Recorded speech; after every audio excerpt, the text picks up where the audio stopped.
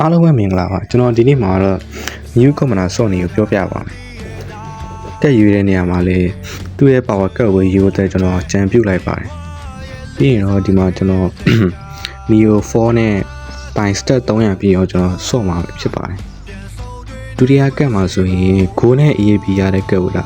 ဦးစားပေးပြီးတော့ယူတင်ပါတယ်။ Go boss round မှာဆိုလို့ရှိရင်လေကိုမရရင်တော့သူများတွေကိုဈေးကြီးပြီးတော့လိုက်လို့အောင်ပဲဖြစ်ပါတယ်။တတိယကတ်မှာလည်းထိုနီးသူစွာပဲကိုနဲ့ရေးပြရတဲ့ကုတ်ကိုယူရပါတယ်ဒါပေမဲ့ကျွန်တော်ကဒီဘုံခရစ်စတယ်ပါတော့ကျွန်တော်အဲ့ဒါကိုပဲဦးစားပေးပြီးတော့ယူလိုက်ပါတယ်ပြီးရင်တော့ pro chain လို့ရပါပြီဒီမှာဆိုရင်ကျွန်တော်က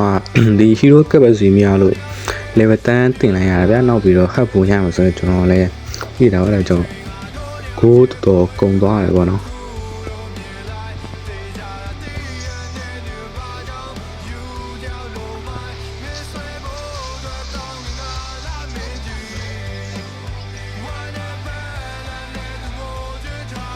ဒီမှာဆိုလို့ရှိရင်ပေါ့နော်ကျွန်တော်က